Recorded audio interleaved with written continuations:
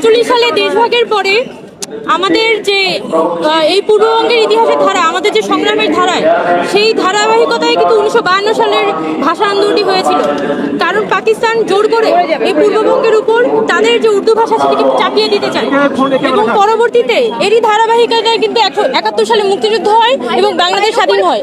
কিন্তু 2024 সালে এসে সেই একই সংগ্রামের ধারাবাহিকতায় কিন্তু ওই জুলাই গণঅভ্যুত্থানটি হয়েছে এবং আমরা সেই 52 থেকে 71, 71 থেকে 90, 90 থেকে 24 সেই একই সংগ্রামের ধারাবাহিকতায় আজকে এখানে দাঁড়িয়ে আছি। আমাদের শহীদরা ছিল, আমাদের যারা সংগ্রামীরা ছিল, তাদের ধারাবাহিকতায় কিন্তু আজকে 24শে গণঅভ্যুত্থানটি হয়েছে এবং 1952 সালে যে ভাষা আন্দোলন, সেই ভাষা আন্দোলনের মধ্য দিয়ে যে মাতৃভাষার অধিকার আমরা প্রতিষ্ঠা করেছি, সেটা কিন্তু এখনো পর্যন্ত রাষ্ট্রীয়ভাবে প্রতিষ্ঠা পায়নি। শুধুমাত্র দিবস হিসেবে আন্তর্জাতিক মাতৃভাষা দিবস আছে, কিন্তু এখনো পর্যন্ত বাংলাকে যেভাবে রাষ্ট্রীয় ভাবে পৃষ্ঠপোষকতা করার দরকার ছিল, এখনো পর্যন্ত বাংলাদেশ সরকার সেটি করতে সমর্থ হয়নি। এবং আমরা আশা করি একদম শিশু থেকে বয়োজ্যেষ্ঠ পর্যন্ত যাতে অন্তত ভাষা চর্চাটা আমরা ভালোভাবে করতে পারি এবং বাংলাকে রাষ্ট্রীয় মর্যাদায় শুধুমাত্র দিলে হবে না, এবং মানুষের জীবন চর্চার ক্ষেত্রে, আমাদের রাষ্ট্রীয় চর্চার ক্ষেত্রে বাংলাকে মর্যাদা দিতে হবে।